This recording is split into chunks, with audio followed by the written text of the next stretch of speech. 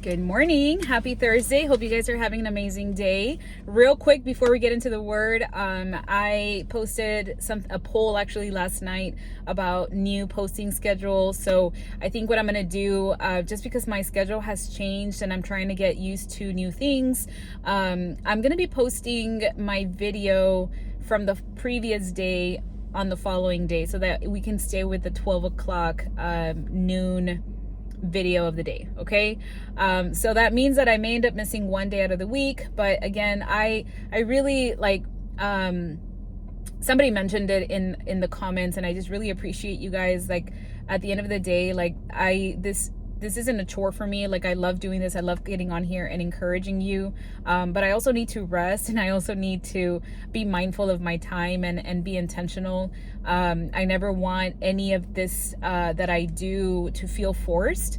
And right now it's still such a joy for me to do it. And I want to make sure that I honor that and that I continue to do the videos, but also be mindful of my time. So anyways, but before we get started, again, I just want to thank you guys for your support and for being here listening to these videos that I make. My goal is just to encourage you to seek God and to open up your Bible, because there is so much wisdom in it. Okay, so we are in Psalm 5, and I want to read that real quick. So I'm going to start with verse 1, 2, 3. It says, "Oh Lord, hear me as I pray. Pay attention to my groaning. Listen to my cry for help. My King and my God, for I pray to no one but you. Listen to my voice each morning, Lord. Each morning I bring my request to you and wait expectantly." So David isn't just praying casually. He is like in urgency with his words. He's like raw. He's not polished. He's saying it as it is. He's like, pay attention to my groaning. I don't know about you, but there's been times that I've prayed with so much frustration that, like, I'm crying and I'm like angry, and it's not that I'm angry at God. It's just the situation that something has been in my heart, and I just go out there and like pray to him and talk to him, because if he already knows everything, he's already seen everything, like, why not just be open and tell him how you actually feel? And then he says, like, I bring my request to you. I feel like this is like, I get a picture of the Lord on his throne, and then us coming up to him and like laying it at his feet and being like, okay, here it is. I'm setting it down for you to do what you need to do with it. And then most importantly, I think the part where it says that David says, I wait expectantly. This is like him already knowing that God is listening to him. He already knows his God. He knows that God listens to his prayers, that God answers his prayers. So he's anticipating God's response. I don't know if you do that when you pray. I don't know if you come at him with like with doubt that he's going to listen, or if you come with him with faith that he is listening. We really need to have that faith that God listens, because if you look back at your life, there are so many things that there's like answered prayers. So it's almost like it's proof, right, that he has been listening to you all along. And then one thing that I like is David is coming to him in the morning. So our mornings can really set the tone for the day. I think that's why I really love my morning routine now. I was at one point one of those girls that just was not a morning person. Honestly, I was pretty grumpy in the morning. And now, especially with the day being busy and everything being so rushed. I mean, I have 3 kids. I got to get them to school. I got to get myself ready. I want to exercise. I want to spend time with the Lord. Like, if I just like leave things to chance, like, I'll probably not do any of that stuff and just be rushing out the door. So now I'm intentional with my time.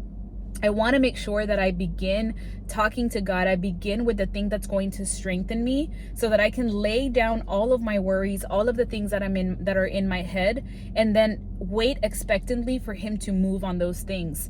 I feel like my mornings with God, and like the slower morning in general, has helped tremendously with anxiety.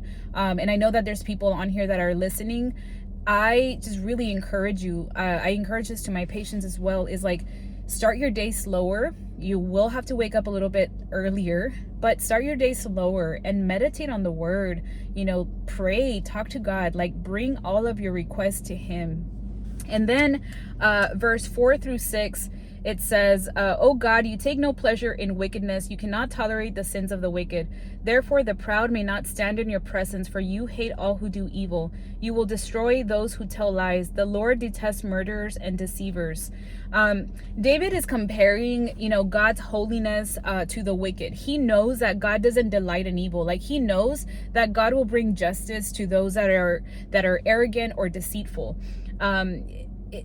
Like, when you know the God that you serve, you don't even have to get angry. You don't have to get angry at anything that happens to you, because you know that he will bring justice. David is like, honestly, I feel like he's reminding himself of the truth in this moment.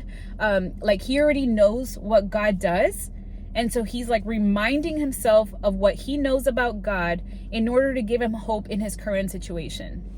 And this is like a great lesson, because there is so many times, I'm sure that you all have experienced them, when you feel like somebody's being really mean to you, or like you're in a situation that just kind of sucks, right?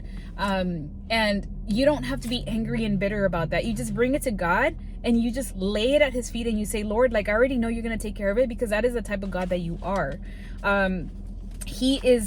David is anchoring himself in the truth. That is what we should do in order to kind of get past the current, like the current situation, right?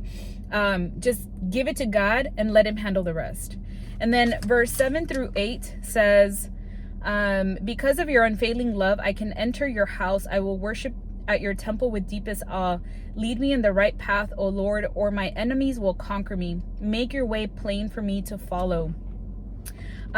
David here is like just really, in awe of God's majesty. He is, he's like humbling himself in his presence. He knows that there's nothing, that he can come to God, not because he did anything right or that because he's perfect, but because God's mercy is so great. And he just is humbly like asking for guidance. He's asking the Lord to allow him, basically like to be there, to be in his presence.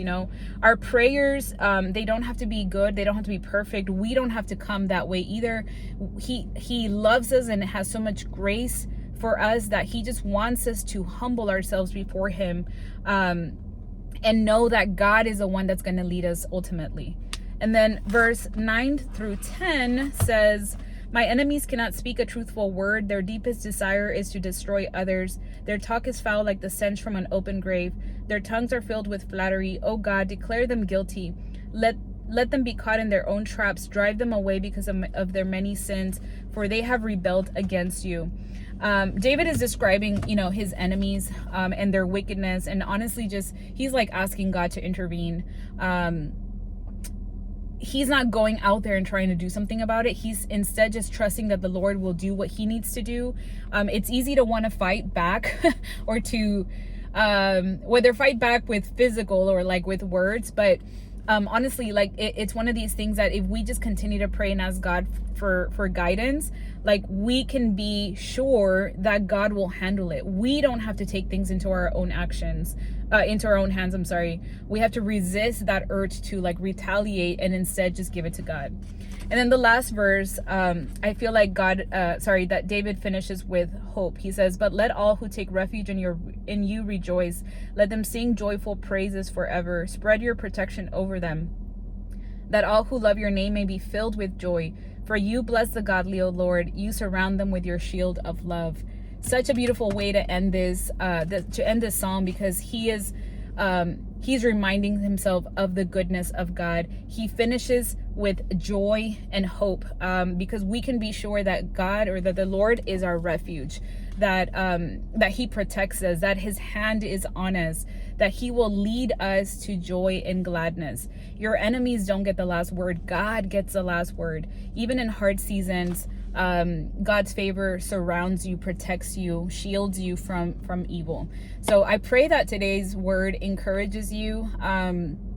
I've been like really loving Psalms, because it's a lot of like just it shows David's love for the Lord, and his like how he comes to him in a humble way. Like he comes to him with humility and love and just in awe. And I feel like that's what we need to do too. We need to approach the Lord in that manner. He really does lead us in any season, in every season. The Lord is near. So please pick up your Bible, read it for yourself so that you can experience the same joy and peace. I pray you guys have a great day. We'll see you later. Bye.